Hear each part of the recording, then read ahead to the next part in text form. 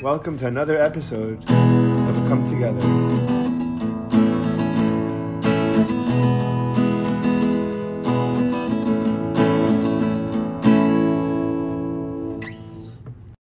Joey, pop in the podcast, Cherry. Yeah. We were talking about, I do get nervous, but my degree of nervousness changes based on how confident I am in my particular skill. So I'm very confident with my words and my ideas. So I'm not too worried about public speaking. You know, it might be nerve-wracking getting up in front of a lot of people, but like on a foundational level, like I'm not insecure about presenting information. When I go to open mics, I play guitar, I'm way more insecure, and I'm way more rigid, and like I'm not confident in my singing or my guitar playing as much. So it's a different type of nervous. It's like, am I good enough nervous as opposed to like, oh, there's just a lot of people nervous. I think this is obviously me being a behavior analyst. This I look at things like how behavior works, right? That's my automatic thing. And it's like, how motivated are you for the outcome that you're gonna push through The hard part. that aversive feeling of like, I don't want this. I don't want to do this. I don't want to do this. So like, I think that's what it comes down to. It's okay. No, there's no video. Just volume it now. We'll take a video after for a reel. Yeah. No way. I'm not that nervous. Only a little bit. Yeah. I'm not. Yeah. Go ahead. That's how I think that's in general how behavior works. Like, There's motivation. There's motivation. Well, we could go into the whole thing for the ABCs. Which is what? So just a little background. I'm a behavior analyst, Board Certified Behavior Analyst. That's my certification. Did you have to go to college for that? Yeah, I have a master's in applied behavior analysis. Okay. And I'm actually adjunct professor. Really? For ABA. No way! I'm so jealous. I always wanted to be an adjunct professor. I'm an adjunct high school teacher, but that's not the same thing. Well, before I actually had my master's, I used to teach elementary school, middle school. Yeah. Also part-time. You walk out every day exhausted, but you're like, I could do this again the next day. That's a great way to describe it. And that's what I think, like, that's what like shows you, like, okay, this is your calling. If you could walk out exhausted, but say, I'm coming back tomorrow. That. Yeah. You know? That's a great that's a great way to describe it. There's a big thing over there. Adjunct professor, everyone's like, why? So yeah, there's no money in it. But it's not about money, it's fun. It's like setting up the next generation of students that are going to become behavior analysts and showing them, and whatever, we'll touch on this a little bit later, but there's obviously in every field, there's some, I don't know, not the word's not hate, pushback, and some of it is rightfully so, and the idea is to minimize that. You pushback in terms of what? So, this is jumping ahead, but like, it's very easy to have a rigid way of thinking. Yes. In behavior analysis. Okay, gotcha. But in that world, in behavior analysis, is that similar to how, like, let's say you go to a doctor that specializes in MSK stuff, and then you tell him I have this kind of pain. He's going to only look at it through his particular lens of specialty, and it could be something else, but he's not looking at it like that, so it's hard to think outside the box that he's used to. Is that what kind of thing you're describing? I wasn't describing that, but there's very much a lot of validity to that. Okay, so what's your particular case? So let me like go big background on the science. Sure. A lot of people know ABA as like autism therapy. Okay. Now that's not at all what it was or what it is. Are you familiar with B.F. Skinner? Yeah. Okay. Yeah, sure. So he's the father, and we look at him as the father of ABA or behavior analysis. He was a radical behaviorist. What made him a radical behaviorist? Well, what made him a behaviorist is he looked at behavior. It's controlled by what happens before it and what happens after it. Okay.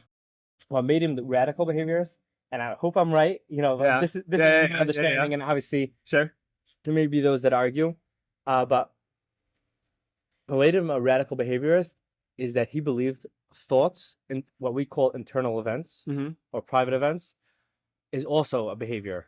which is controlled by what happens before and afterwards. When you say, okay, do thoughts equal intentions or just any kind of like anything that's going on in your head? So, because like I know like intentions brings people closer or further from an action, right? If I said something that made you feel bad, and like I really didn't mean that, I'm sorry. You knowing that I didn't intend for that changes the outcome of the behavior. So I want to ask you this. Yeah. What do you consider a behavior? And then I'm going to give what B.F. Skinner's definition. Behavior, I guess, would be a physical manifestation of a drive. Would be a physical manifestation of a drive of some sort. It could be a conscious drive. It could be an unconscious drive. It could be a productive drive. It could be unproductive drive. Like it could be, but like first something, and then behavior is taking that drive and your body's doing something about it. So that's how most people look at it, right? People look at it as the actionable. What I see is a behavior, like that's what it is. But coming from B.F. Skinner and the science of behavior analysis, the science is called behavior analysis. Yeah. Now there's different parts, but coming from him, let me just go through the parts of behavior analysis. Sure. There's behaviorism. There's which is like more the philosophical side of like things. There's experimental, which is experimenting and like testing it out. There's the applied, which takes that experimental and applies it to setting. And then there's the practice, which people are more familiar with the practice and some of the applied. Most people are familiar with the last part, which is the practice and thing. So they, since it's based on the science, I'm going to show the connection why. Yeah, what they have to do with each other. What they have to do with each other. So now, obviously, there's a philosophy. Like people think like, I think the behavior is happening. Actually, let me jump back a step. I know. Yeah. We're doing great so far. To B.F. Skinner, what made him a radical behaviorist is he believed thoughts itself is a behavior. Okay. And what we tell our students and what I learned in college from our professors is the dead man test. Can a dead man do it? Right. If a dead man could do it, it's not behavior. Lying on the ground is not behavior. Right. Because a dead man could do it. Right. So getting a cup of wine, can a dead man do it? No. No. So thoughts. Can a dead man do it? Right. They can't do it. Right. So it's a behavior. The tricky part with thoughts is that we can't see it. Right. So, and when we're talking about a science, we're focused on data. Yeah. Because we're a science. Behavior analysis is a science. It's not a therapy. No.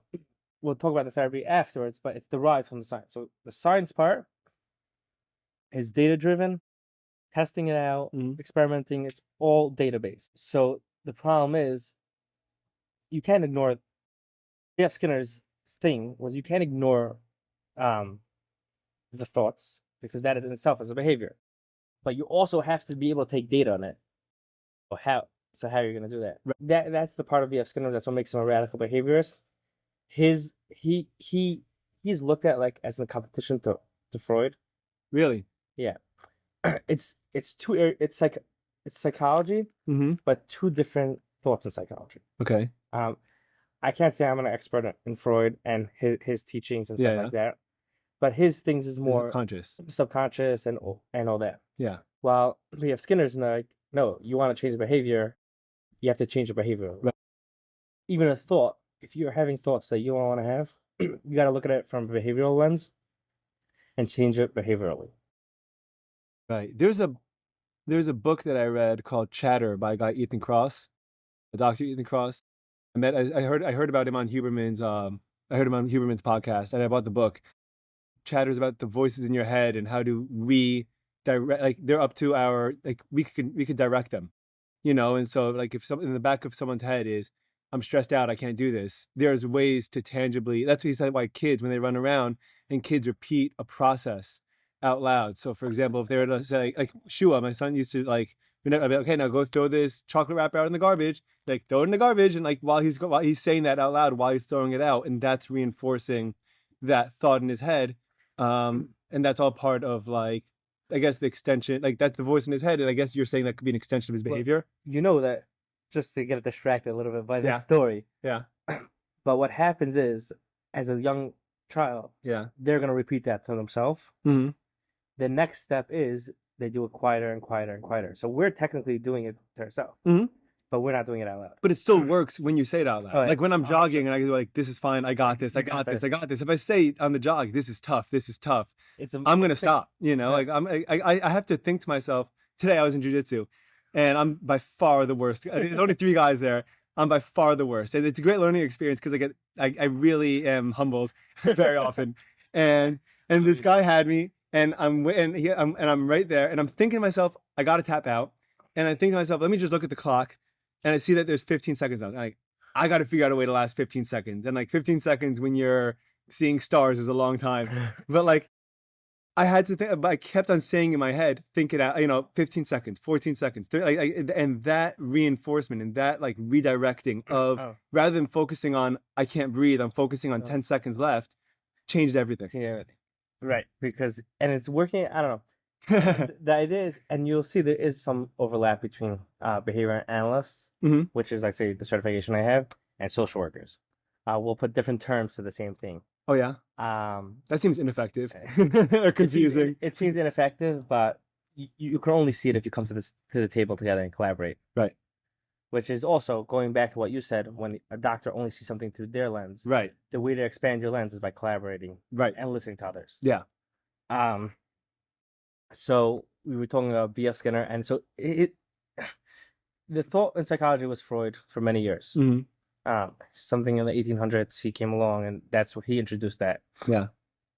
There was obviously Pavlov and those things. So B.F. Skinner came around in the 1900s. It's a relatively new science, and obviously most of this stuff is. But comparing 1800s Freud to 1900s Skinner, I had professors that saw Skinner alive. Yeah. So it's cool. I didn't have professors that saw Freud alive. Yeah. You know what I mean? Yeah. So it's pretty new. Mm-hmm. Do you think it makes it greater? Does it make it greater that's newer? Is that what you're asking? Yeah. Like it's a more like he has all the context of Freud and then comes to his own conclusions that are separate from Freud. Like he's building on the information.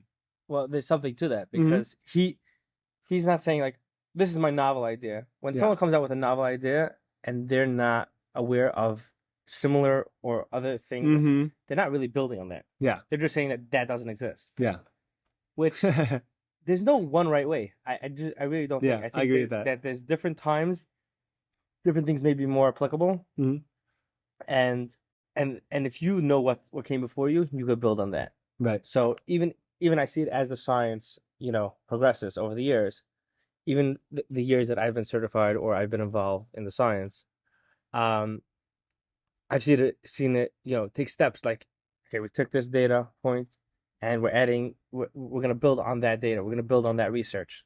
Oftentimes I look at research studies and the question is, who are they quoting? Mm-hmm. Did anybody ever do this before? Mm-hmm. No one did this before. So we got to replicate it. That's the next step. Yeah.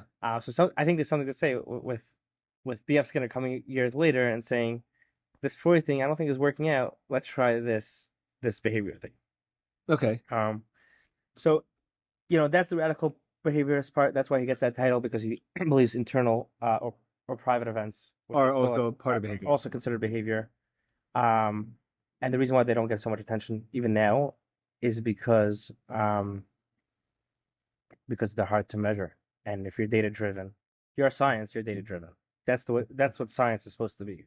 How could you, would you say that, can you tell someone to capture their thoughts or write down their thoughts when prompted a certain way or presented a certain scenario, situation, and then try to I know when I took psych in college, I had to participate in research studies, and a lot of the stuff I didn't even know what I was participating in. Looking back, I'm like, oh, this makes sense. This professor has 400 students, and he's asking what we see, what our associations are with, whenever we see this picture or that thing or whatever. That's a really great pool of data. If he does that for 400 students every semester, then he has, after 2 years, he has 2,000 students that he could draw from. I mean, oftentimes I'm looking at the Journal of Applied Behavior Analysis, JABA, or Journal of Experimental Behavior Analysis, and oftentimes a lot of the studies are done with students because that's an easy access point. And you want to, you know, a real science and real data is with control groups Mm-hmm. and with, you know, so to speak, blind studies. Yeah. So You want to explain what that it's- is for anyone that doesn't know what control groups, blind study, how that stuff works? Yeah, there's obviously different ways to do it. That's a whole college class in itself. Yeah. But obviously there's different designs. Something about ABA also is we wanted to focus on single subject designs. Okay. The idea was that not to do like a group of people and do like percentage. No, let's do each participant and date their data and see how it progresses. So like giving them each some. So let's say we have 4 people here. Yeah. Instead of just putting them in a pool and just mounting all the data together and just saying, out of 4 people, Half 3 this, people or 2 people were successful in this. Yeah. No. Here's 4 people. Person A was when we put in this intervention was successful. Person B when we put in this intervention was successful. Person C wasn't successful. This is possible contributing variables. Person D, we put it in, but we had to make a modification and then it was successful. Mm-hmm. So that is. I see. I see. As a science, we felt that this is, it's not us, not me, but like we feel that this is the more effective and more proven data than just like grouping people in together or like focusing only on what the respond, like how they feel and responding on that stuff. So like you'd say for example, if I'm understanding correctly. So like, let's say someone goes to therapy and a therapist is like, okay, talk therapy works for this person. Talk therapy works for that person. It looks like talk therapy is not working great for that person. Let's see if they exercise 3 times a week. If that would make a difference. Okay, talk therapy works now with exercise and talk therapy. Well, I think I'm my adjunct professor, so I've been involved a little bit with the research. Mm-hmm. I understand a little bit of that. The first step is, and I'll tell this: if you want to work on a study, you have to understand what the intervention is describe it in an observable and measurable term. Okay, it's one of our 7 dimensions of ABA. Okay, so what's measurable and observable, right? If you say talk therapy, that's not measurable or observable. You can observe the difference in behavior over a coming week, feelings or whatever. Well, I'm not even talking about that part. I'm talking about the actual behavior of talk therapy. Oh, okay. Because it's a vague term. Right. So what does talk therapy mean is what you're asking. Right. Is it is it Freudian talk therapy, talking about your mom and what you were like as a kid and your experiences were like? Or is it not? Yeah. So that cool. If we say like we're gonna put in a token economy, mm-hmm. which is, let's say, charts or what tickets people are familiar with. Mm-hmm. If we put something in like that, how are the respondents or how are the participants how's their behavior gonna change? That's a very observable and measurable thing. There was nothing here. We put in this, mm-hmm. working on this behavior, mm-hmm. and then it changed or it didn't change. Yeah. Which, if you see how I'm describing it as very black and white. Mm-hmm. That's where, when it goes down the line, and it turns into a therapy. Not often, but sometimes there's therapists that will present it in a rigid way. Present the therapy in a rigid way because they're learning it black and white. They're learning it black and white. Mm-hmm. So as an adjunct professor, my goal is actually like to say, hey, be creative, be flexible. How do you apply creativity or flexibility to something like that in practice? So, like, we could talk about an example. Like, you give me an example of a type of therapy that would be working or wouldn't be working for depending on the person. And then, or make a difference, I guess, observable difference. And then how would someone be rigid or not about that? Something could work, but people could still not like it. Okay. So just let's say there's BCBA, and let's say this BCBA is working with children with autism. And we'll touch on we'll expand the scope, further on, but let's say for most people that understand BCBA's work with children, they could come in, put in a token economy, mm-hmm. and it would be successful. And the parents are going to be like, "What? Like, you're rude. You're rude. You're not personable. You're just focusing on the token economy. You're not even thinking about like the child and how he's affected by the intervention. Right. And then there's taking that same intervention but modifying it with today's a hard day. Today the kid didn't sleep last night. Let's adjust. Let's adjust the the data might be screwed for For a little bit. for that day, but you understand when you're working with people, it's a little bit different than in the lab. Mm-hmm. So, especially a science that's focused on behavior of well, the science is focused on behavior of all living things. So that's animals and people and whatever. Really? So if you're doing that, your research in a lab with, let's say, college students is going to look different when you're implementing that successful intervention with a child. Totally. Yeah. So if you think of it like that, then it's common sense. Yeah. But if you think of it like, these are the rules. I'm taught like this, and you just like copy and paste. Mm-hmm.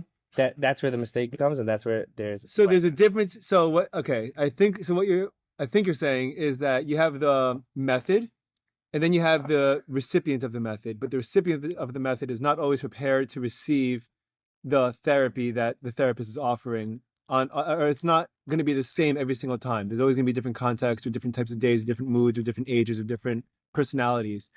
So correct me if I'm not. I mean, that's point out if I'm not being clear.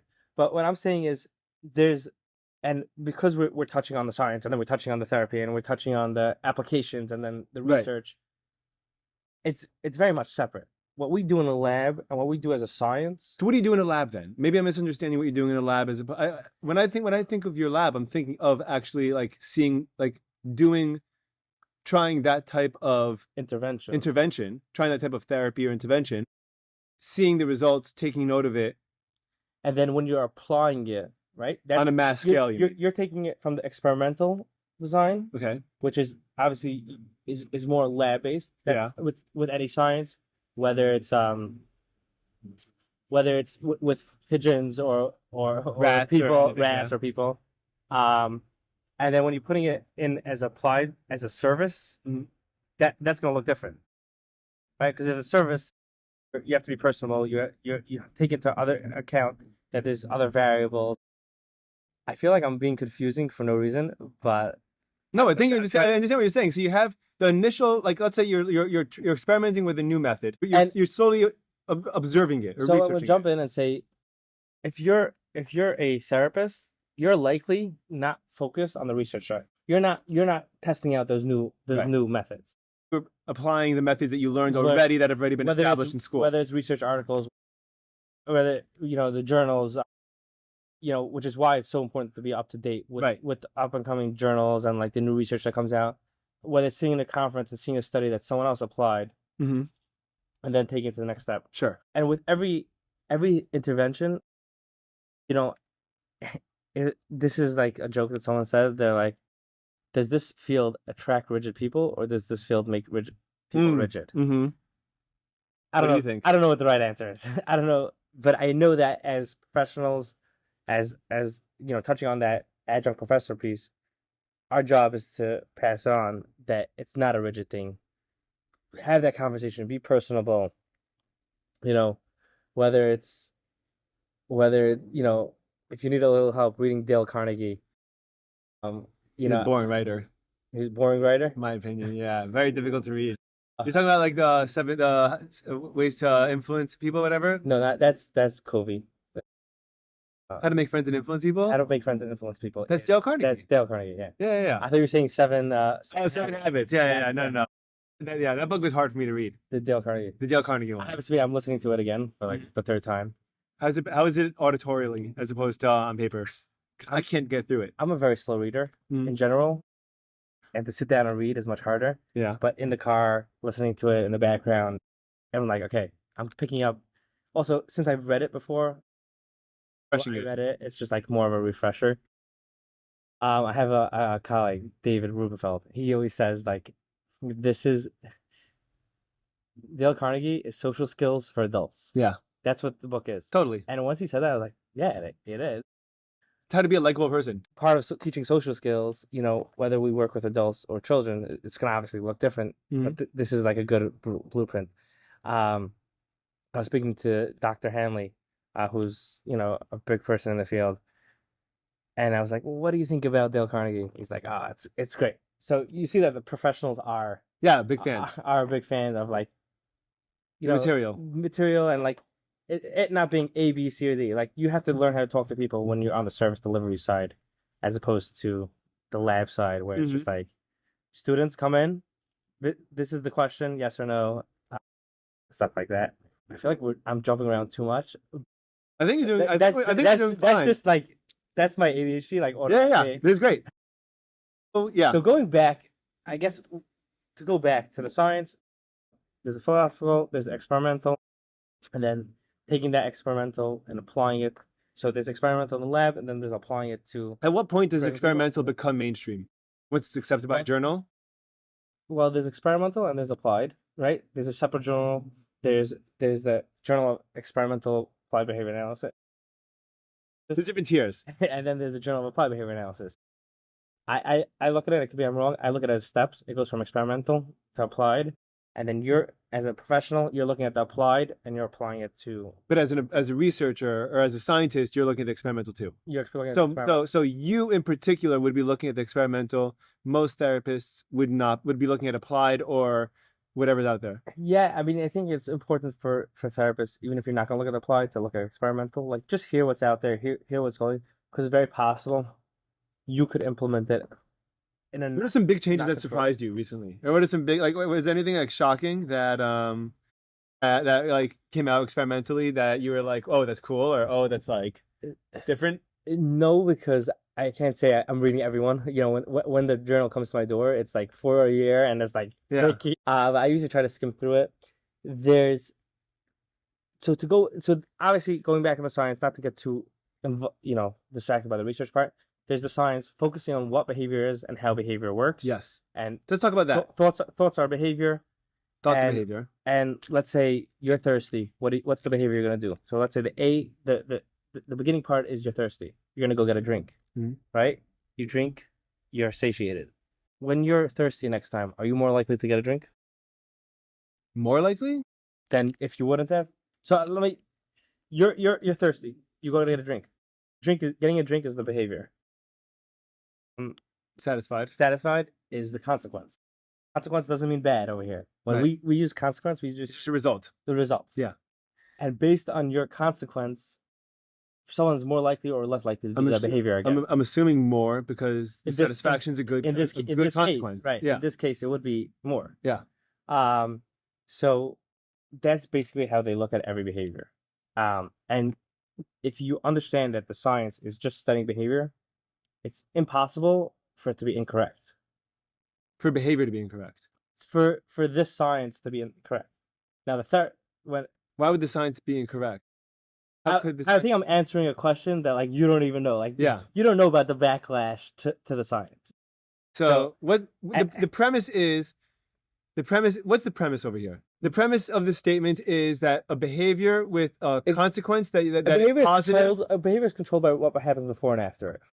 Okay, so for example, let's say I'm thirsty, and I decide to get in the car and drive to Publix to get a bottle of water, and I'm like, this is kind of stupid because I have a bottle of water at home, so I didn't need to do that, and so I turn around and come home. And next time I'm home, I'm like, I'm not going to get up and go to Publix because that required a lot of effort, and so I'm actually gonna. Well, I think you're going to a different thing of like, I think the term is response cost, like how much effort does it take to accomplish the goal? Right. Okay.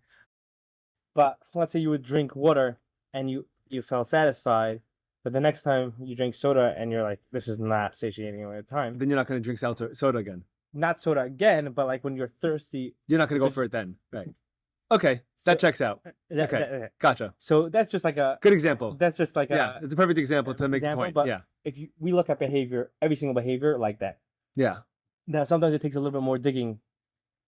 What happened before? What's the consequence? Sometimes the before could be way in the past, sometimes it could be way in the future.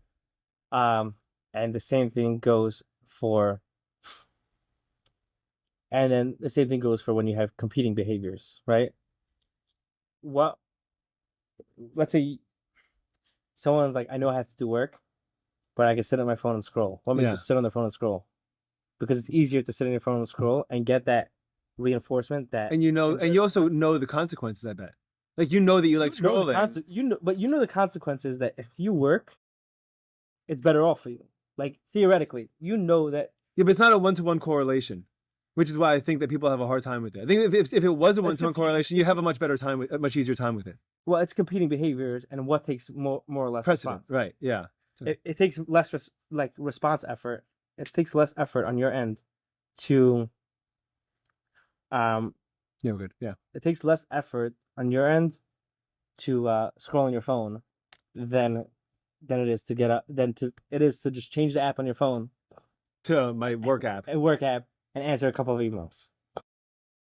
Okay, but now we're talking about. But now you just changed from. I just changed to motivate to. I brought in another principle, Which is effort. Which is effort.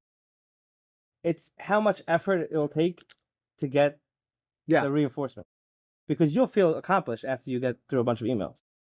Correct? Right? Mm-hmm. Yeah, totally. I feel great. Right.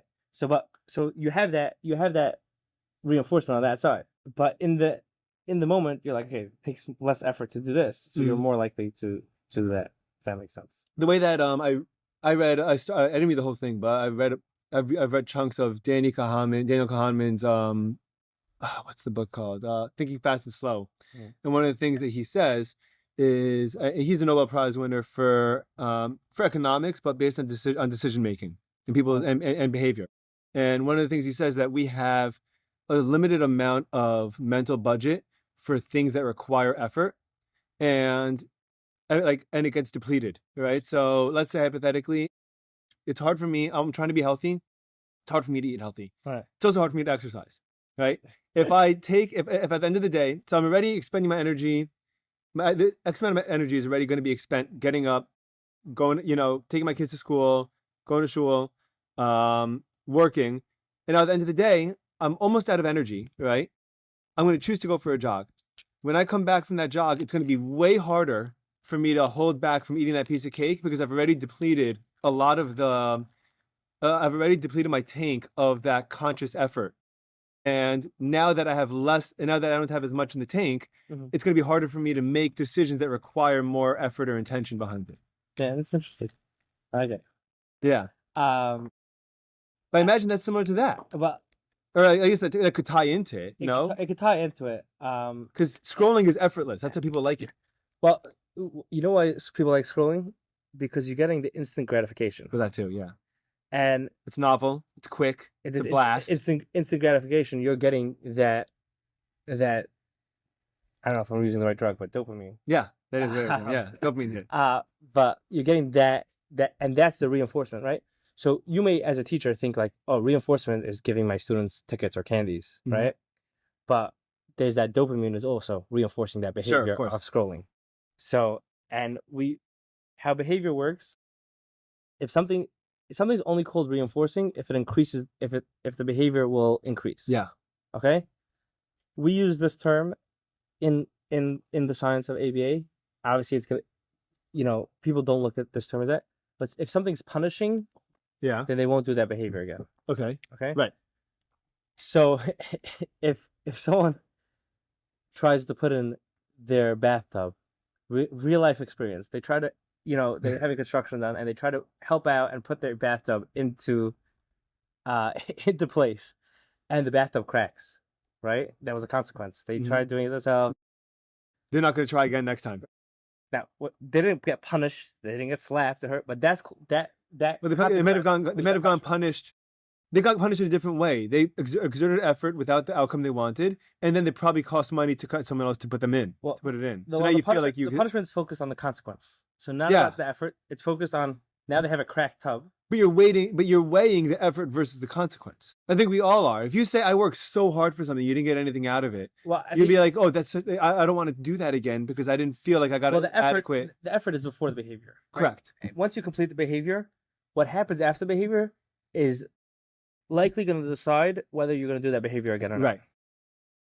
Someone pushes themselves to public speak. And it's a nightmare. It's a nightmare. They are less likely to do it again. Correct. It's an extreme success. Yo, when's my next engagement? When can I speak next? Yeah. So something like that. And it happens. We do it with people we meet and speak to. You speak to someone, what followed? What did you walk away like? Oh, this is a knowledgeable conversation. Oftentimes, you're gonna go back to that person. Right. So it's happening everywhere. This before after Sure. before and after and the behavior, Mhm. but people don't look at it on a daily basis. So I think about it pretty regularly as a teacher. well, as a teacher, it's a little bit different because you could sometimes see when your action, what happens, Well, how your students react or something like that. I don't Right. even need to see. I don't even need to see. So I don't need to see the responses necessarily because I know I'm trusting the process of what you're saying. For example, I had a student yesterday just yells out a curse word in the middle of the class. I throw him out. Right. Goodbye. Thank you very much for coming. See you later.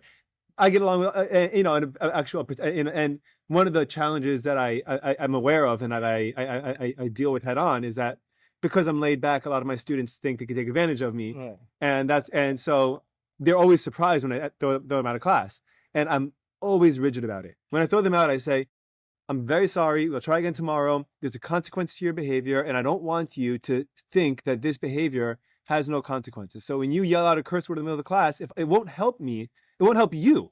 Forget about me. It won't help you if there's nothing on the other end of that means anything to you." So I'm gonna put a little spin on it, and Please. I'm not saying that you were wrong in throwing them out. Of course, but yeah. I want to like show you how you Mhm. throwing them out could be either a punishment or a reinforcement for them. Okay. They're sitting in class. They're like, "Shoots! I gotta get out of here. I can't deal with this." Yell a curse word. You send them out. They're free. Yeah. Right. They got what they want. Another kid in class, enjoying your class. Right. Comfortable. Says a curse word. Thought he would get a laugh from his friends. Instead, he got sent out. That same action that you followed the behavior with. Yes. We just described two ways of how it could be punishing and reinforcing. Yes, correct. So, oftentimes people think like, I punish my kids, I give them timeout. Yeah, but if they don't care, that doesn't mean anything. But it's not about them not caring. If that's what they want, or that, then they continue. you're actually giving them their desired goal.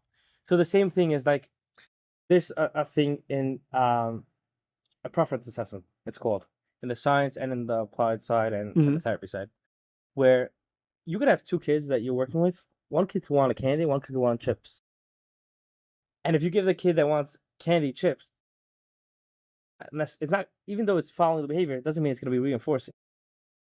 That's the flaw with the marshmallow test. Because you're assuming that all the kids want marshmallows. Well, I guess that's a good point. I never thought about it. That's actually great. Yeah. Wow. But yeah, I never actually thought about it like that to apply to the marshmallow test. I didn't either until this second. Yeah.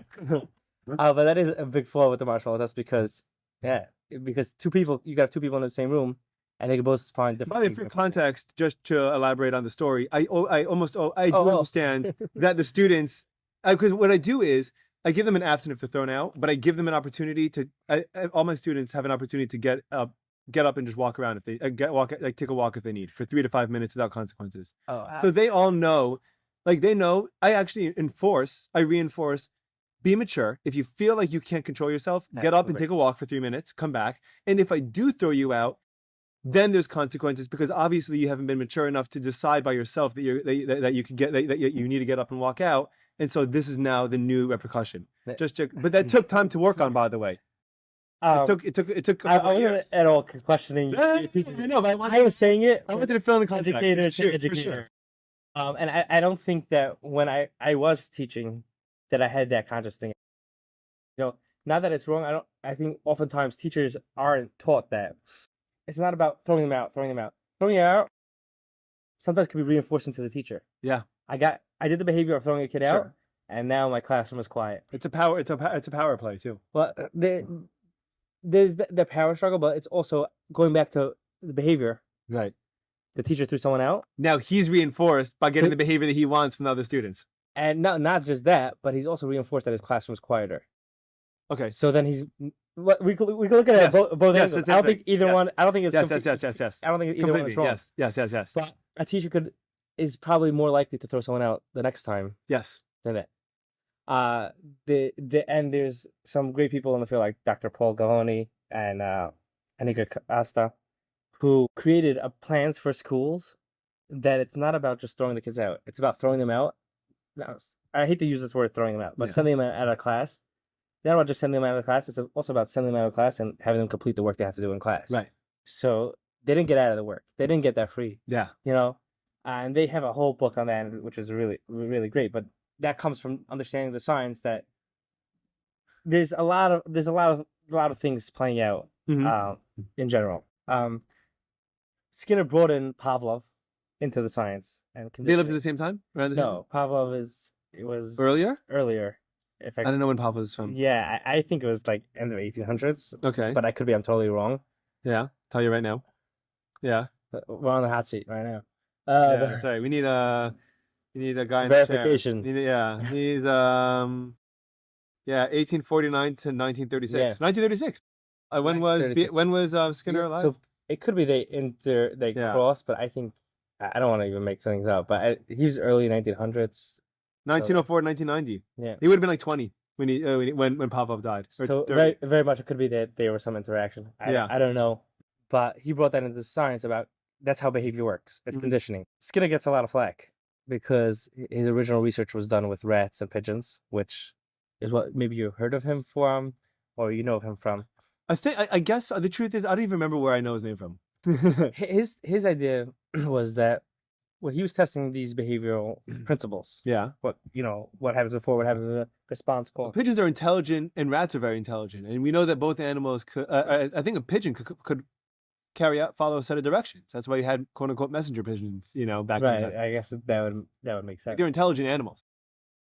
Yeah, but the idea is that they also do research with fish. I don't think B.F. Skinner did it, but there are labs in the U.S. That's cool that are doing applied behavior analysis with fish. With fish. And I don't want people get so used to like, hey, if we're doing it with fish and animals, how are we doing it with humans? Yeah, which is a valid question, but it doesn't. One thing doesn't take away from another. When I was in an aquarium, I think in somewhere maybe a Miami aquarium. Yeah. I saw them training like one of the dolphins or whatever, one of these things. I don't know what it was. Dolphins are also super smart. They were using the principles of ABA. Yeah. Okay. And I walk into a clinic, or I walk into a classroom, or I walk into a classroom, any regular classroom. Let's not talk. Let's talk typical developing children. Mm-hmm.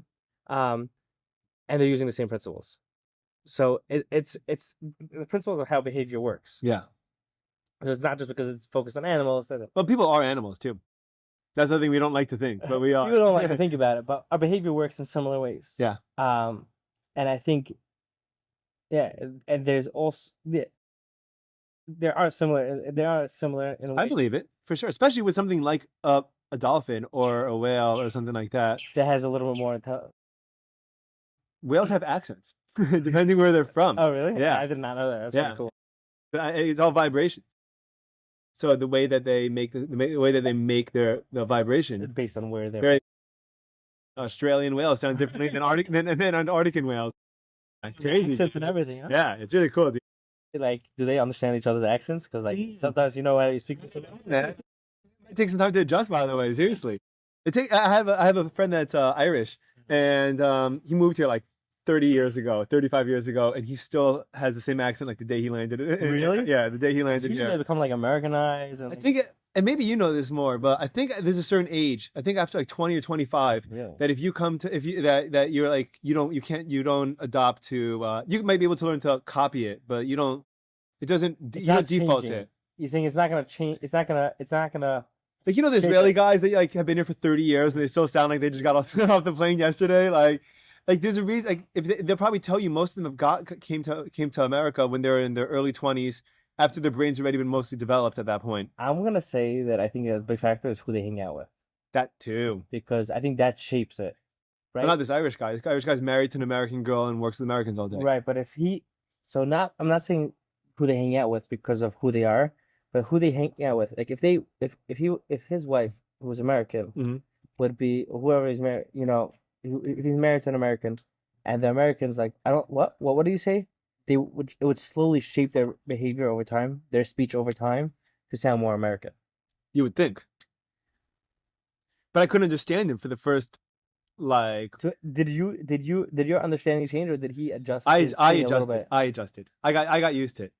And I had a chavrusa. I had a guy I learned with. That's the Hasidic guy from Manchester. Years ago. I still talk to him every now and then. But he it took me when we would learn consistently together on 3 or 4 nights a week. I'd be able to understand him way better, and then I wouldn't see him for 6 months, and I'd see him again, and it'd be like grasping to like understand him. It sounds like your behavior is being shaped by them, not conscious. No one's saying like, "Oh, I'm shaping my behavior or my your speech or whatever." Your understanding. Yeah, it's being shaped. For sure. It is. I'm becoming familiar with that over time. Yeah, right? Because you're being put in that like aversive thing. Like, let me try harder to listen and whatever. Do you think if you guys spent more time together, his behavior would be shaped as well? His speech would be shaped as well? Certainly. Think so? I had a friend of mine. He had a funny thing that he would do, like a tick that he would do. And I used to make fun of him, not actually like say, how you do this, but I would do it also, like in context. And then we both ended up doing it a ton. And one person who we're hanging out with was like, why do you do that? And I'm like, oh, I'm just making fun of him. I copy him. He goes, are you kidding? I'm like, what? He's like, I started because you do it. And I didn't know the entire time that it was my behavior that started. I was unconsciously doing it. And then he copied me. And then I copied him, being completely unaware that he was copying me, dude. It was such a bizarre. That's a crazy trip.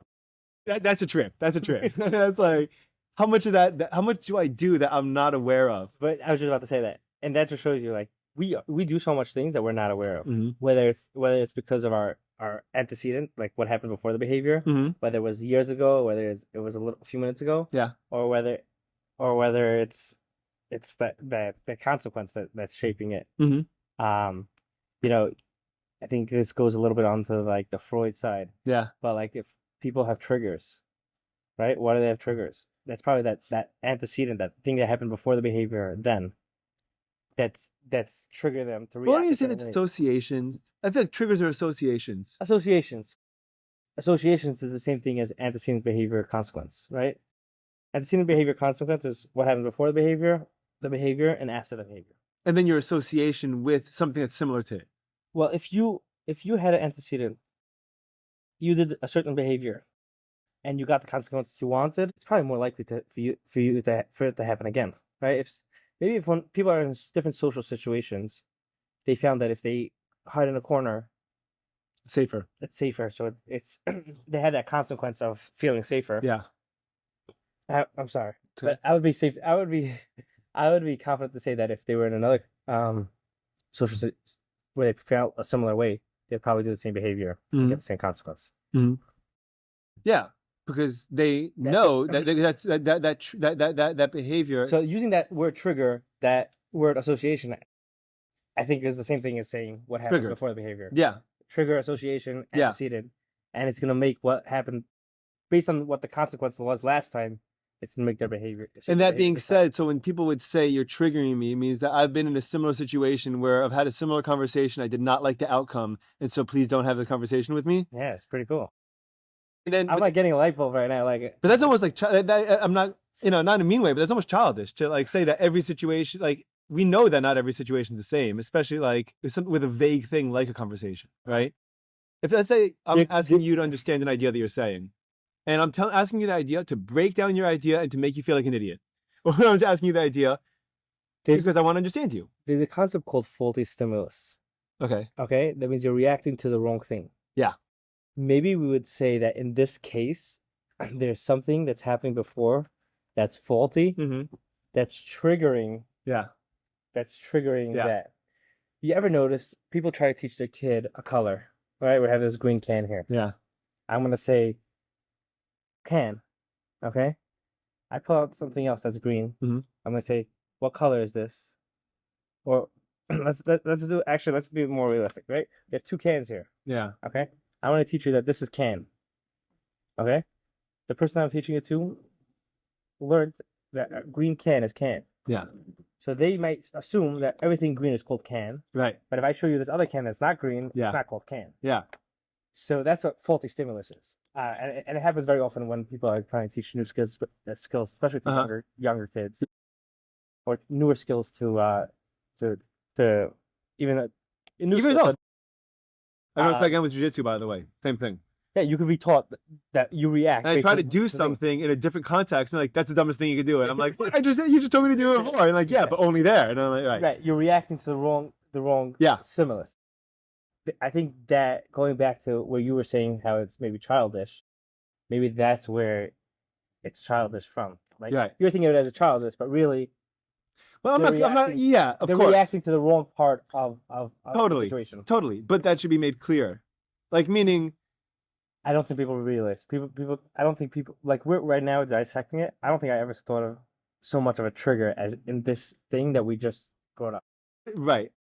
But I would probably say that if you know that, another example is, I know my dad and I work together, right? And we have a great relationship 90% of the time, 95% of the time, right? Pretty good. Yeah, it's awesome. It took years, by the way. It was like 50-50. Thank God. And a huge part of it was that I learned that there's a way to communicate with him. And so there's an idea I'm trying to convey. We have an order that has to get out to a customer. I could call him and I could say, this order has to go out. What is going on? Why is the operation such a crap show? It doesn't make any sense. And you know what he'll do? You're right. Hang up the phone and I'll never hear, and nothing will happen. But why do you say you're right? Because he wants to end the conversation. Right. He's reinforcing you. Of course. You're like, okay. And you're like, but I'm not being, but eventually I realized that that's not the way to get it done. And so I call him now and I say, Abba, I love you. I don't want to fight with you. It doesn't look good for us if someone buys something and 2 weeks later they haven't gotten it yet. So, for our sake and for our reputation and just to keep things running smoothly, can we take care of this, please? And even though my instinct is to like jump down his throat, probably because he's my dad and whatever. But so now let's say with my dad right now, right? My dad's the recipient of the conversation. He has his own associations. His association when being yelled at is to stop the confrontation. Best way to stop the confrontation is to say yes. He has an aversive stimulus. And I don't want him to feel like it's adversity. I want because I know that his response to adversity is not the response that I want. Well, you learned that. Correct. From your consequence over time. Correct. Which shaped your behavior. Correct. Which is why you changed your behavior. Right. And the more that you get to know people, right? And like I'm sure you know this, like I know the way that I speak, like, the way that I have to talk to my wife to convey a new idea or critique something that's going on in the house has to be extremely delicate and thought out. And the way that I did it 4 years ago when we first got married as opposed to today is super different, right? It's about shaping the behavior. Or understanding the person that you're talking to reshape your behavior. Whatever term you want to put to it, because we're not arguing here. We're agreeing. We're just using different terms. I'm saying two different perspectives you're going from. I'm saying it's being shaped by the consequence. Yeah. And you're saying, yeah, you're constantly changing it based on the shaping of the consequence. Yeah. But the same thing. So we're not. No. This is. I'm just trying to. Right. There's elaborations. They're coming at different ways. No, but that's what I'm pointing out. Like people could be sitting at the table, be saying the same thing, and they're sitting there arguing. It happens all the time. Yeah. By the way, so I've noticed that with arguments in general, it almost always comes down to just making sure that everyone agrees on the definition of all the terms that we're talking about. Sure. That's the biggest thing because like someone would be like, it's healthy to do this. I'm like, wait a minute. What do you think the word healthy means? Right? Because I'm not going to sit here and fight with you till my face turns blue when you're like, oh, healthy just means that I'm not getting fat. I'm like, okay, well, that's not the same thing as what I'm talking about. Right. So you could save a whole half an hour argument, just by doing that. Right. Yeah. So that's basically, I was just showing you about how the different principles play out. Sure. Yeah. Now, the science is applied. There's a section of the science. There's ABA therapy. Mm-hmm. Which is autism therapy. There is school consultants that obviously aren't focused on autism. Yeah. Well, let me go back. ABA therapy in itself is not focused on autism. The reason why I got a name for autism is because back in the 1900s, someone did a ton of studies. His name was Lovas. Did a ton of studies on, implementing the principles of the science with children and some adults with autism, and shows the validity of the research that it's very successful in shaping behavior and stuff like that. Mm-hmm. So what happened is with advocacy, there's been laws passed in all the U.S. states that health insurance has to cover medically necessary services, includes ABA for those diagnosed with autism. Right. Now, that's how it became known as autism therapy. because the government. Because if someone has a child or relative diagnosed with autism, ABA is the gold standard. Right. Research shows, and it's very effective. Obviously, not to get into the whole nitty gritty, but different doctors. So different doctors provide services differently. Different ABA therapies. I believe are gonna provide services differently. But I mean, I can imagine, right? You go to 10 therapists, you're probably hearing 10 different answers. Well, it's not about the answers. It's about even understanding approaches to the therapy. Bedside manner. Right. People go to a doctor like, oh, he's terrible bedside manner. We don't automatically think of that as in the therapist, because automatically we think that therapists should have bedside manner, which they should. I'm not disagreeing with that statement. So there was laws passed in all 50 states, I think, at this point, that it's medically necessary for children and adults with autism to have ABA therapy, because it'll teach them independent skills, safety skills, communication skills, behavioral skills. All these. And this is covered by insurance for most people. Health insurance. By all health insurances, unless they have a plan that their employer opted out of. So that's like the only way. All Medicaid in all states cover it, and all commercial plans are supposed to cover it. And that's how they got the name. Now, you can apply that ABA to students without autism. Yeah, in Florida, we're in Florida right now, so let's the Sunshine State. Sunshine State. The weather is beautiful today. Medicaid covers for ABA therapy for ADHD as well. Don't quote me on this. Last I heard, Massachusetts, it covers it for those diagnosed with, I don't know if it's diagnosed, but those with Down syndrome. Really? So actually, also going back to Florida, is it effective for Down syndrome, or it's just kind of lumping Down syndrome in with everything else? It's really effective. And they had to do a lot of advocacy to get it approved to cover for Down syndrome. They had to do advocacy. They had to, someone had to push, someone had to do research. Had to show, right. So that's basically what it is. ADHD, if someone's willing to put in the hard work, then they could show that it's successful. Dr. Russell Barkley, who was like one of the top, is known as one of the top, doctors or whatever, psychologists in, I don't know what his exact field was, his exact what credential is, but he's focused on ADHD. He even says with his, and I'm quoting him, children and adults with autism, they need medicine because they're missing a chemical, whatever, to produce a chemical, plus behavioral therapy. Behavioral therapy is ABA therapy. Right. Plus behavioral therapy. So that's coming from the ADHD things. But obviously, the more research someone does and more advocacy, that's how these things happen. Like, that's how insurance covers things. At the end of the day, insurance doesn't want to cover. Yeah, but you have to give them overwhelming evidence that it works. Even, so for them to be willing, give them overwhelming evidence. Till I think it's really till the states passed laws. Health insurance obviously had to comply. Yeah, they weren't going to be like, oh, we're paying for this. Yeah. Arizona is a lot more flexible with the diagnosis for ABA therapy. It works. Yeah. Now, there's certain states that are bigger for ABA, right, than other states, or a little bit more, I guess, flexible, or...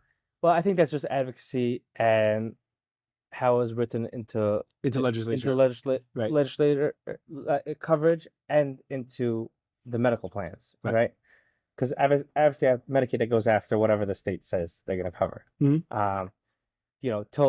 Till about 2-3 years ago, if you were a Board Certified Behavior Analyst, which is what I am, you would be a licensed behavior analyst in the state of New York, which I am. You could only work with children. You could only work with those with diagnosed with autism. Only. That was like the law. Yeah. So that means if someone had ADHD and which you could really help them. Yeah. You can practice under your life. Or it's not covered. All right. Or it's not covered. No. Wait, even privately. Really? Yeah. Wow. So advocacy. That's chutzpah. Why not? But advocacy plays out in different ways. I could understand if someone said to me, you're a doctor and insurance company says, listen, we'll cover, with the Steve Jobs case, where Steve Jobs had cancer, he tried to flush it out with like all strawberry, all fruit diet, right? And like his doctor was like, I think that's a cool idea, but like I'm not gonna like write your prescription for strawberries, right? Like he shouldn't be not allowed to like say, hey, go try it. Like if insurance isn't covering it, why is it anyone's business? So New York State understood it. So right, there's the science, there's the research, then there's the advocacy, and New York State understood it that their scope of practice is autism.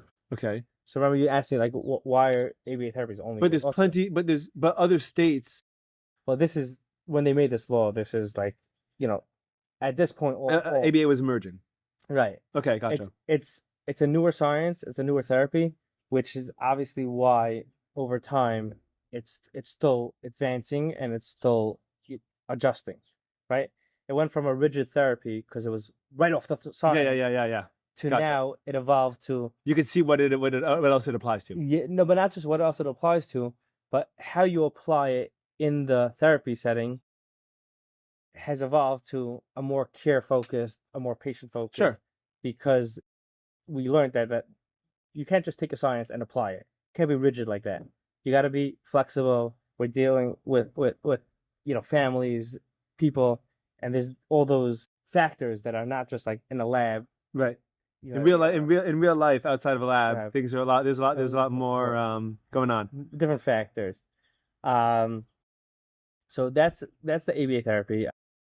The people that do private pay, and there's people that covered by insurance or we take insurance rather. Yeah. The ABA therapy, so it's basically effective with that. Great. And oftentimes we'll be speaking to a parent, and I'll be describing someone to ABA therapy, and they're like, "Wow, like that's just like." I'm like, "Okay, so we're gonna come in and put in a chart, and you'll give your kid a candy or prizes or whatever at the end of thing." Mm-hmm. The parent's like, "This is ABA therapy?" Yeah. Like what? Like this? I could do this myself. Yeah, it's not supposed to be complicated. Yeah. It's very simple. This is how behavior works. Often, you as a teacher, you're applying principles of behavior analysis into your classroom. Mm-hmm. You just obviously don't know what behavior analysis is. Yeah. You're not like, oh, I'm consciously... Yeah. Right. But if I would go through all the things, if I would come and sit in your classroom for a day, I could probably give you a whole list of all the principles you touched on. So it's... You should do that one time. You should come by. I would love to, but... I don't know. Why not? You can come to the school. I don't want to disturb your class. Dude. Yeah, my class is disturbed. There's no more disturbing. There's no more disturbing that goes on. So it's good. I'd be curious to hear what you thought, because especially I teach 9th, 12th, and 10th. Super fundamentally different ages, right? Just to cut you off. Please. Because I love doing that. Yeah. I do too, all the time, yeah. But let's say ABA therapy. So I have an ABA therapy company. Mm-hmm. New York, New Jersey, Florida, whatever, I'm growing. We service, thank God, yeah. We service children, teenagers, and adults. Mm-hmm. It looks very different. I believe it. But it's the same principles. Right. I believe that too, by the way. So that's what it comes out to. I hear from other therapists all the time. They're like, what? You service a 26-year-old? We even had an adult reach out for services themselves, not through a parent. It looks different, but it's the same principle. Yeah, I believe it. Because these principles work. The science works. The science is not wrong. You want to tell me how this company is applying the science is ineffective or wrong? Then okay. Yeah. But the science can't be wrong. Very often, people are applying these principles. They're like, ABA doesn't work. ABA doesn't work. I have an effective way, and they're just applying the principles. Mm-hmm. So yeah. I'm curious what you think of this story and what you would like derive from it. But in the 12th grade class that I'm teaching now, mm-hmm. They were my first class that I ever taught, right? Oh, yeah. So they were 9th graders when I started teaching, and there was one particular student who I was super, super excited to be talking to, or teaching again.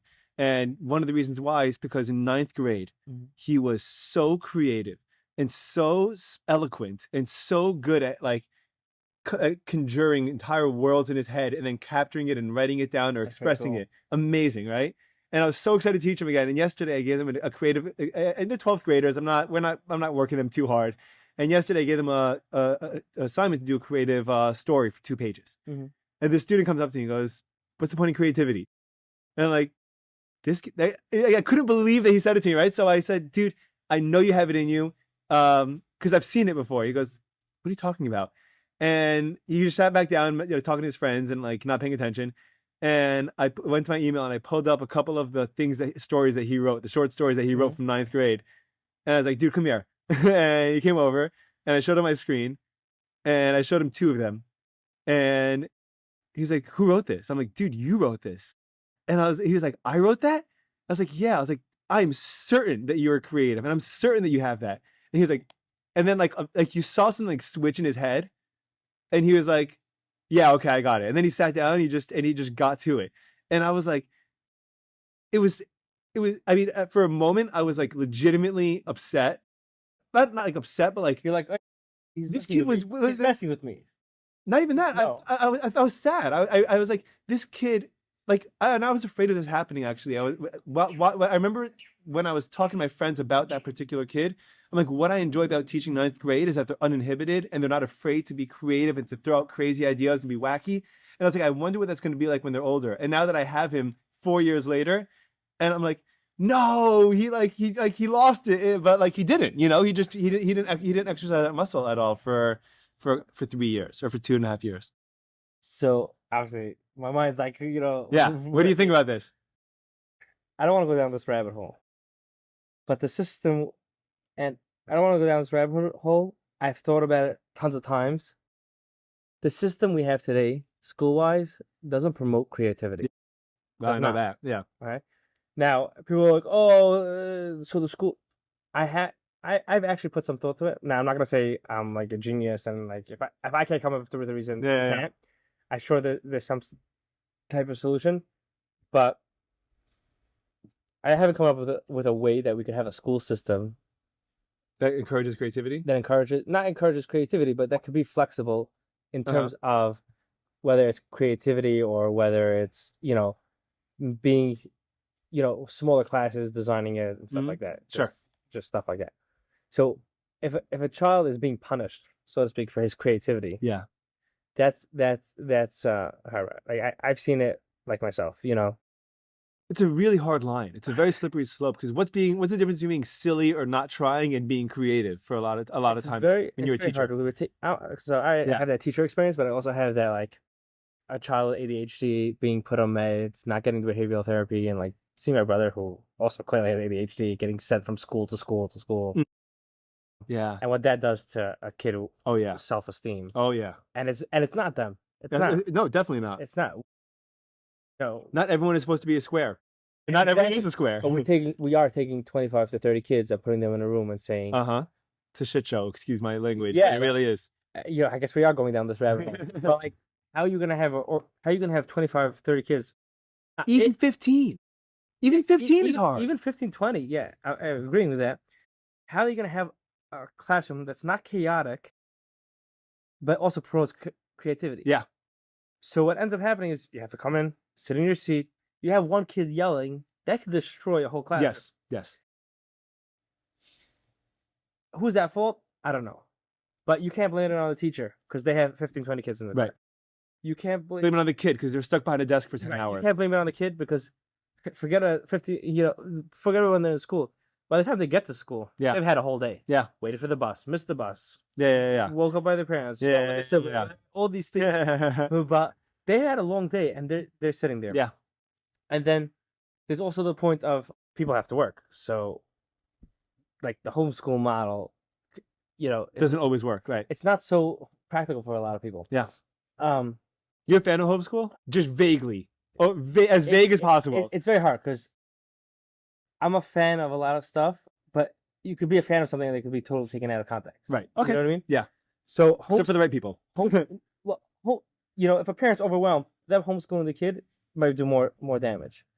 If you're talking about, and I've seen some homeschool situations like this, where a group of local parents chip in for a teacher. Yeah. The teacher has 6 kids, 7 kids in their group. Yeah. They're outside. It's like more home-based, so it's not in a classroom, so to speak. They're outside learning math. Then they just go inside. They have their lunch. That I'm a fan. They have their social. Yeah. which is They have very important. structure, but loose They have structure. structure.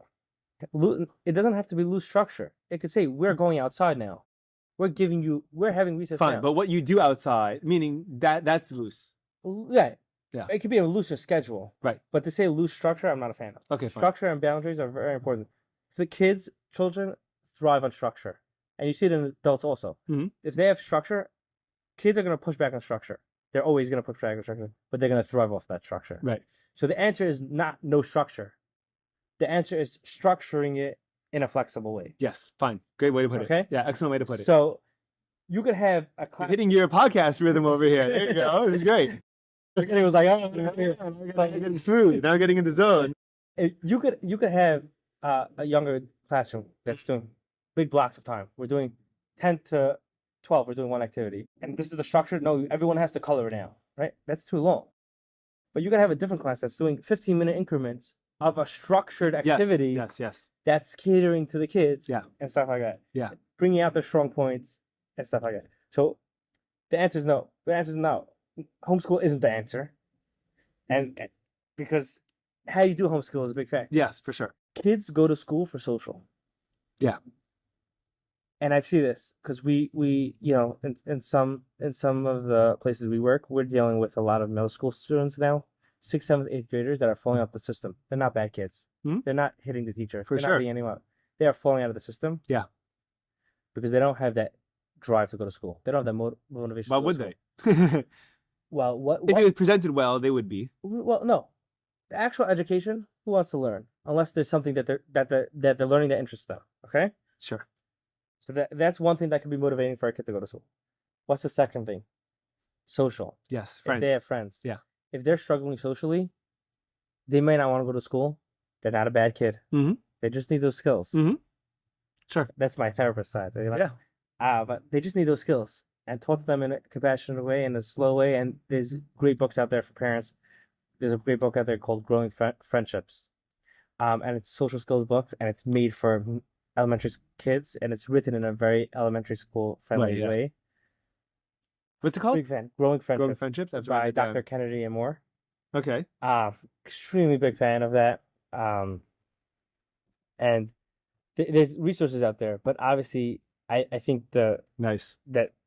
really schools don't do enough for teaching social skills. If someone wants a business idea, what's this? If someone wants a business idea, create and implement a social skills program. And there are out there, but I don't think it's being mainstream for primary first grade. Wow. For kindergarten, everyone calls it. Some people call it pre-1A, some people call it primary, some people call it kindergarten. Kindergarten, first grade.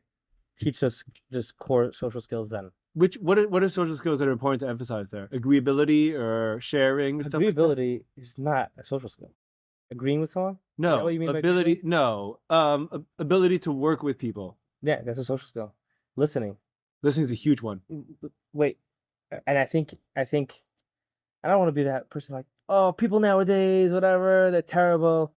But there's something to say that if adults aren't, where kids learning social skills now from their parents. Mm-hmm. So oftentimes you'll see a parent can't listen to another person's opinion and it's my way or the highway. Mm-hmm. The kid will have the same way. Yeah. Because they're learning it that way. Yeah. But if we're coming in as a school and filling the need that we're supposed to be of teaching them social skills, Mm-hmm. and don't get me wrong, even as a high school teacher, you could be teaching them social skills. I emphasize it very strongly. So it looks a little bit different than teaching at the kindergarten primary, where kindergarten first grade, where they're the perfect candidate for it. Mm-hmm. But it has to be taught. Yeah. Right. And if they're going to learn it from their parents that aren't listening to other people with different opinions, that's also harder. Yeah. Another big social skill, and this is I think one of the most important ones, finding common ground. Yes. Okay. Dale Carnegie speaks of it in his book. Let's call it "quote unquote" social skills for adults. Mm-hmm. And if you think about it, who did you hang out with when you were kids? Whoever you had most in common with. Yeah. It could be you had one friend group that talked about sports and another friend group that talked about cars. It's actually the answer to tribal behavior, right? Because tribal behavior is noticing what's different about us. Tribal conflict, I guess, right? I had friends that came to visit the community. I jumped around different religious level type communities throughout my life. Yep. So I had a more modern Orthodox, phase, I guess that you'd call it, or a point in my life where I'd hang out. I was more in that world, and they came to visit the community one time, and they came to shul and they saw all these guys wearing black hats and white shirts, and they were like, "Oh, we have nothing in common with these people, and like we're not going to talk to them."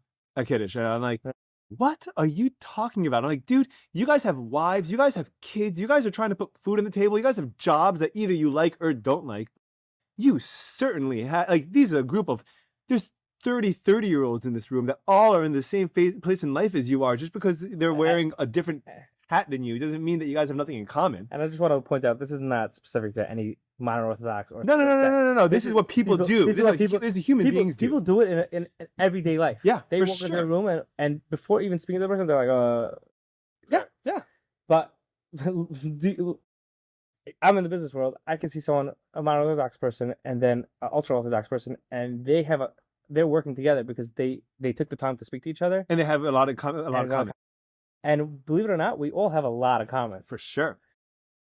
Whether if I have an interest in something and you hate that, that's a common thing. Yeah. And we could discuss that. Sure. And depending on how, I don't know. How it's presented. Yeah. Like, it's not like me against you. It's more like Correct. conversation. Yeah.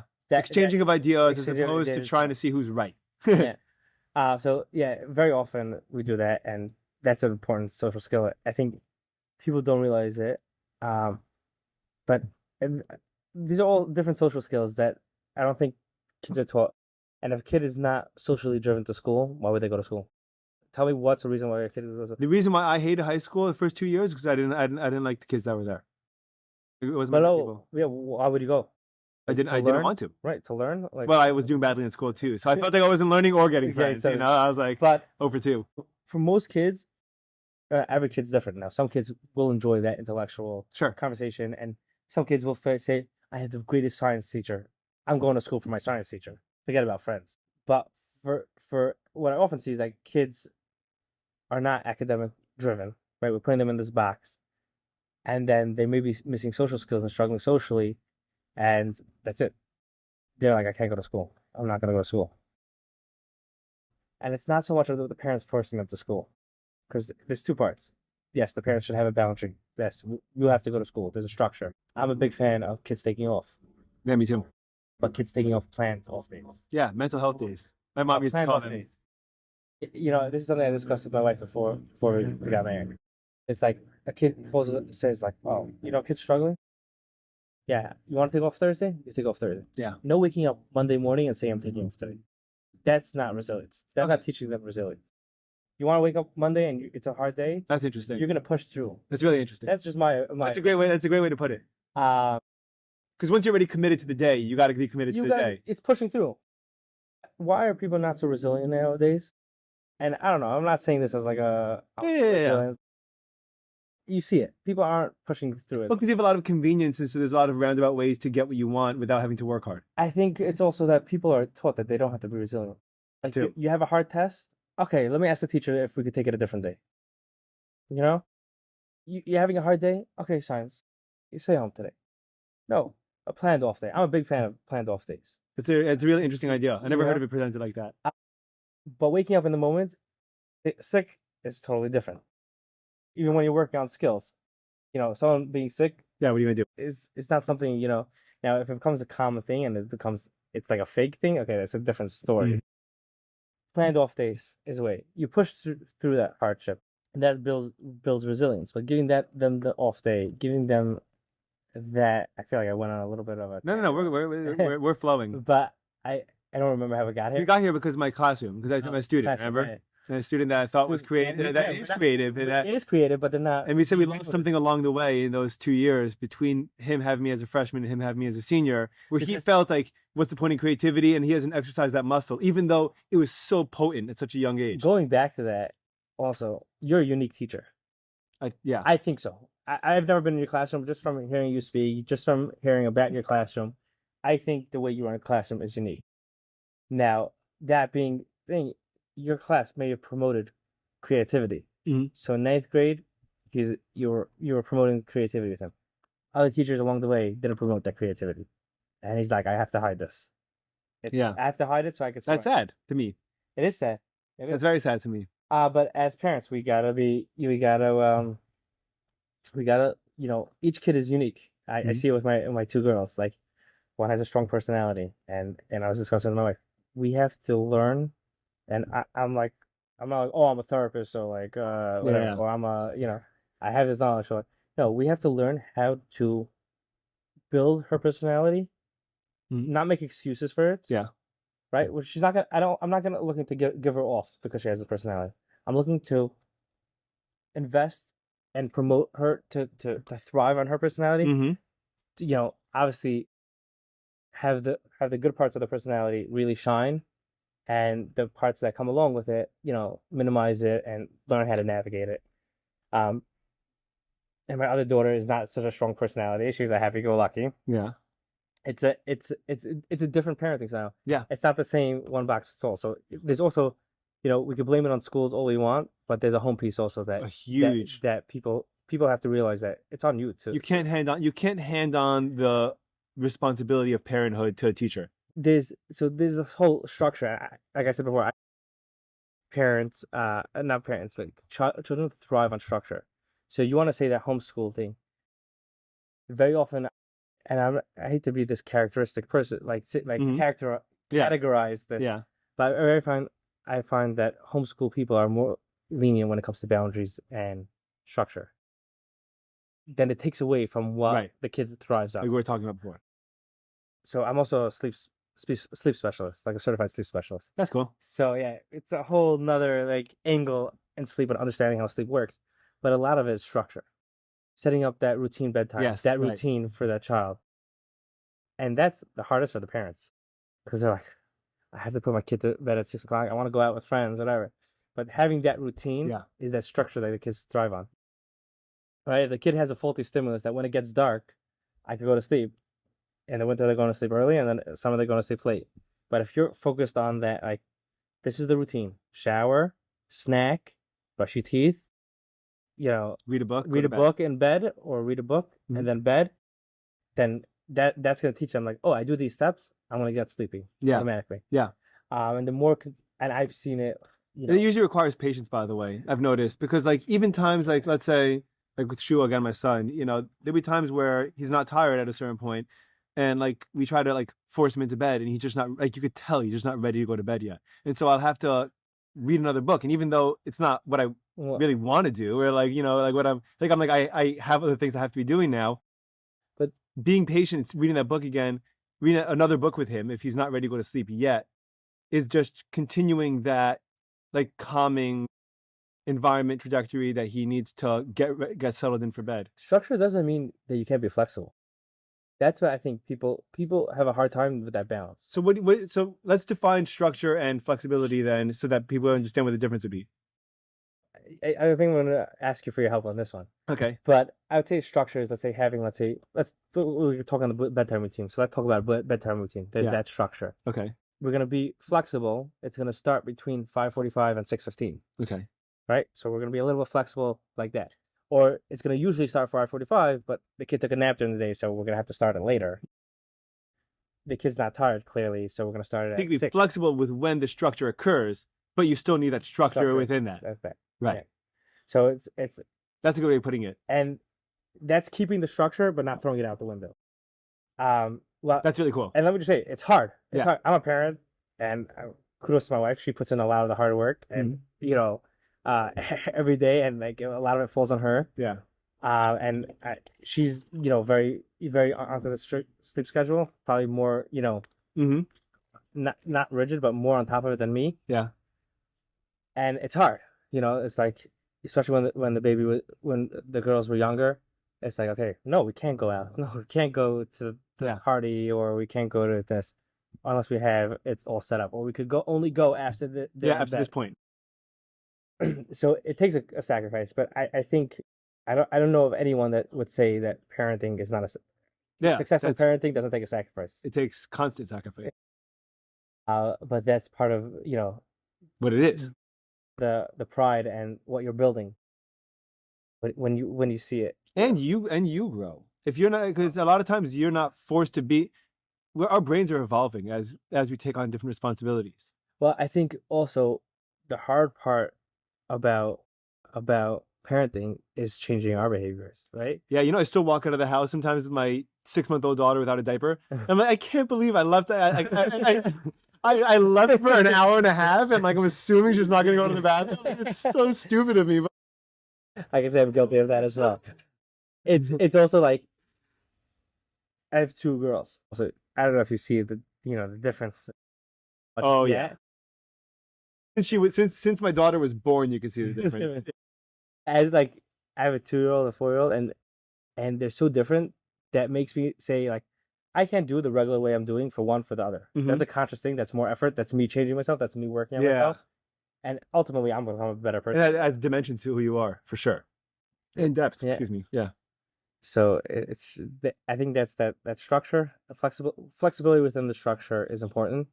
But structure is important, And customized structure depending on who you're dealing with. Yeah, it's one of those things where sometimes I know we went from the science to like now talking about like application, but parents will often like threaten, so to speak, but not follow through.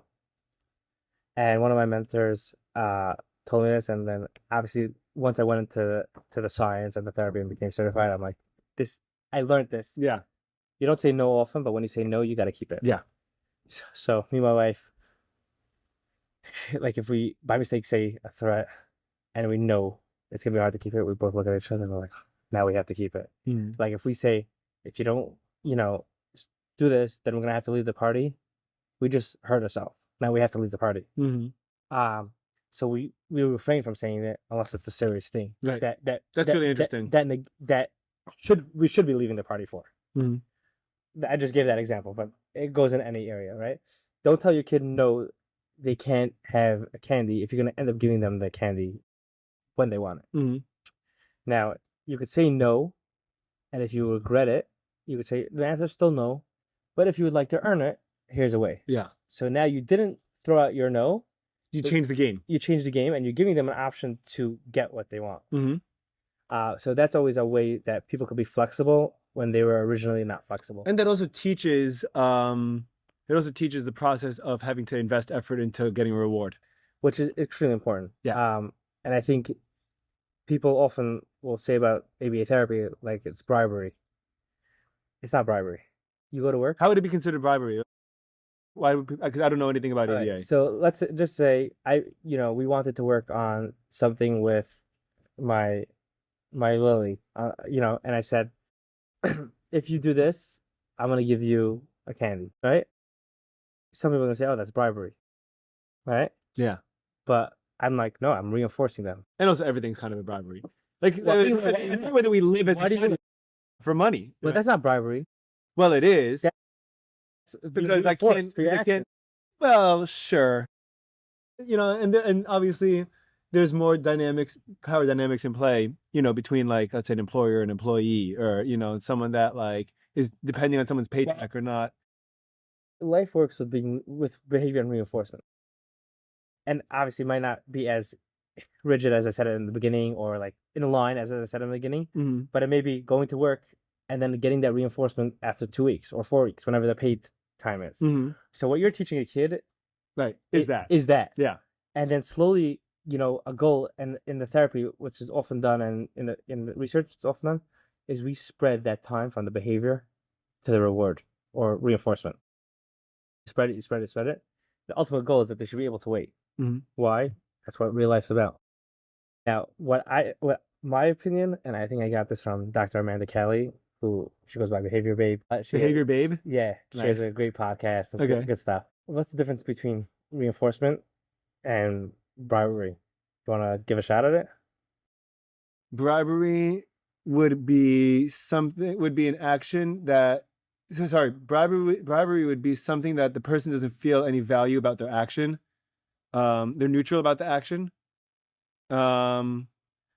They just want the end consequence. And then reinforcement would be that the process is important.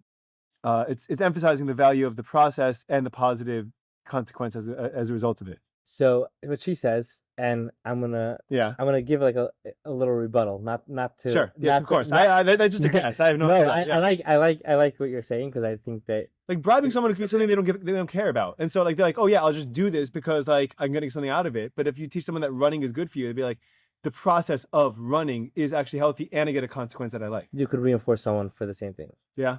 Okay. So what's the difference? I think Behavior Babe says it like, Dr. Amanda Kelly says it right. She says it's about when you offer the reward, so to speak. Oh, when you offer the reward. If you're like, hey, fine, can you bring this inside? And you're like, no. He said, if you bring it inside, I'll give you a candy. Mm-hmm. I just bribed you. If I come to you, fine, if you bring this inside, I'll give you a candy. See the difference? Yeah. Yeah. So that here, do this. If you do this, you're gonna get this. That's like setting up the reinforcement. But if I'm gonna say something, and then you're gonna say no, and I'm gonna say, if you do it, Yeah. then you're gonna get this. That's bribery. Now, if I say, fine, bring this in, and you say sure, I could still give you that consequence of reinforcement after, and say, hey, great job. Yeah. And that's still reinforcement because Yeah, sure. it'll increase your likelihood when I ask you to do something to do it again. There's actually a book called Don't Shoot the Dog. Okay. A lot of action going on. Yeah, dude. These iguanas are super busy. There's a book called Don't Shoot the Dog, Okay. and it focuses just on reinforcement, shaping behavior by using reinforcement, not punishment. Mm-hmm. I highly recommend the book. Recommend it for parents. Recommend it for anyone. It's really cool. The book is a little bit more focused on training. The idea is the person was a dog trainer. Don't shoot the dog, but in it, the concepts are very much applied to it. There's a story how a woman was married to someone that was displaying abusive behavior. Now, if someone's in an abusive relationship, get the help you need. Get it. Like this is not the answer, but something that he would say nasty comments, and I think even like the father-in-law also lived there, and he would also. Mm-hmm. And she slowly shaped their behavior, by reinforcing them for when they said good things, and like basically ignoring when they didn't say the nice things, and over time they stopped. Really, those they stopped behaviors. displaying abusive behavior. Of those nasty comments and stuff like that. Wow.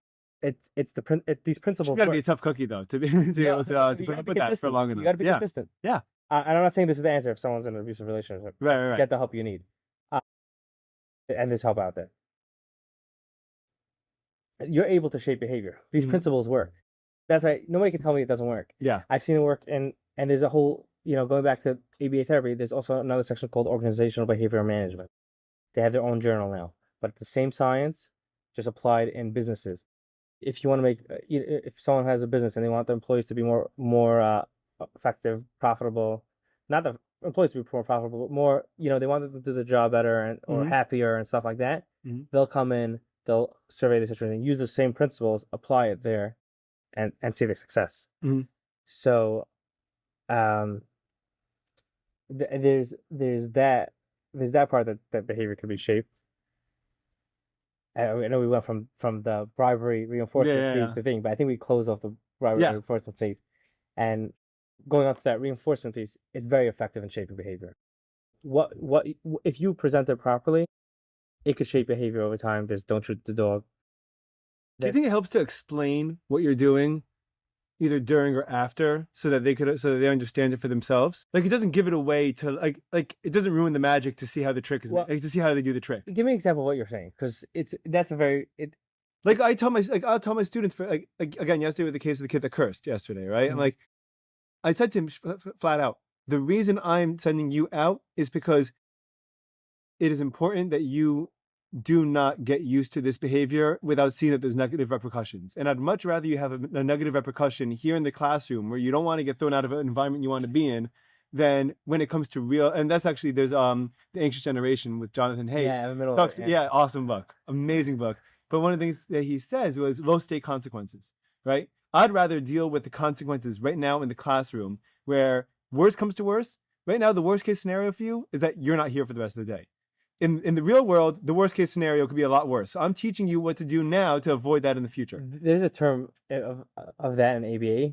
Like, Mhm. if people would prefer something now or something later, but going on that, yes, it's important to clarify. That's bringing the human Mhm. part of, with an animal, you may not explain Yeah, of that. course. You're not gonna say the goldfish. Why if they swirl in a circle, you're giving them Yeah. the thing. Hmm. But it's very important. The only thing I'm going to add on in the classroom setting, and this is me being, Yeah. giving my unsolicited advice. If you got up and said that in front of the classroom, that's also maybe reinforcing him by giving him attention. But if you pulled him aside and you said, "I'm sending you out because I need you to learn that this is not acceptable, and we can't have it."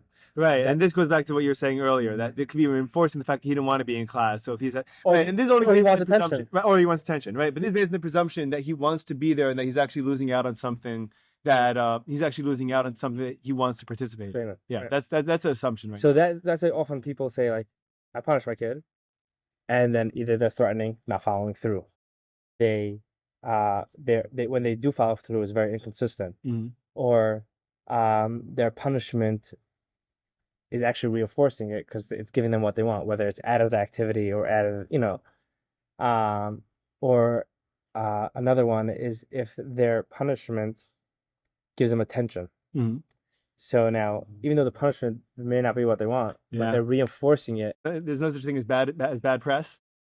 There's no such thing as bad attention. There's no such thing as bad publicity. So it's very important how you You become the class clown. It becomes exciting to you, and that's your role now. It can even become your identity.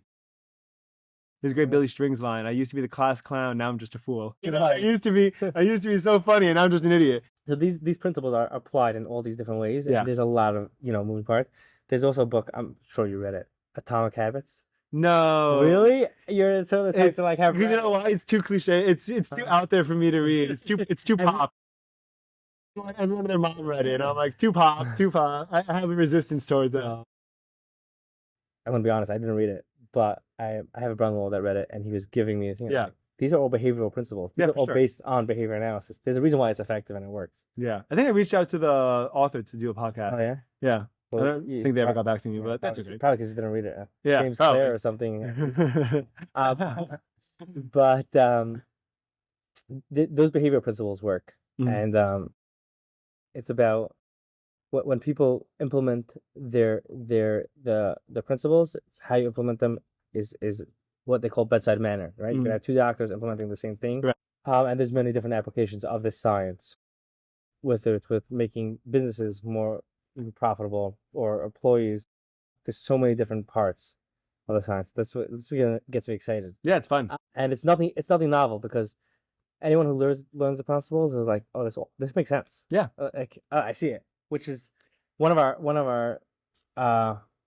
the things in behavior analysis is parsimony, which is like the simplest answer first. Yeah, of course. So yeah, and a lot of these ideas, like you said, like there's a beginning of the Silas Sharon, where it's like none of these ideas are new. These are all just things that we need to be constantly reminded of because like they tend to fall from our conscious awareness, but like, and that's why you need to work on them. But like, you're not gonna be surprised to hear like most of this stuff. Like it's like I just hired an employee, and they're like, oh, I'm not sure, like whatever. I'm like, I tell all my employees the same thing. You have to learn something sometime. Mm-hmm. So faking it doesn't help you. Yeah. And me expecting you that you know it is not going to help you either. Yeah, of course. You don't know it? Let's learn it. Yeah. You learn it, now you know it. Mm-hmm. So that's what I think also is important for like, we have to learn something to know something. So if we were never taught like how behavior works or like the parenting strategies, there's an amazing book out there, Parenting the Strong-Willed Child. I've heard of it. Yeah, you did? Yeah. So that is written by a bunch of behavior analysts, doctors, obviously, but that whole thing is built on the principles of behavior, and it's extremely effective. And it discusses developing the relationship with your child, because if you're working on a skill with your child, you have to have that relationship before you you start bossing them around. But it's really cool, and how this all plays into addiction. It's a whole nother yeah. So it's good stuff. Love it. Well, what do you think about your first podcast? Well, I think listen, I learned. I gotta jump more into the. This is fun. This is yeah, great. it's a lot of fun. You really found your rhythm. Okay, well, Thanks we'll for have to having do we'll have to do part two now that you did this, and we'll figure out another time we could dive into addiction and me. all this other fun stuff. I'm sure. And then you got to come to my classroom one time. Oh, I'm gonna be so excited. Thank you again for having me on. I appreciate it. Of course, It's good to break the ice. So happy you did this. All right, bye everyone. Say bye everyone. Bye bye.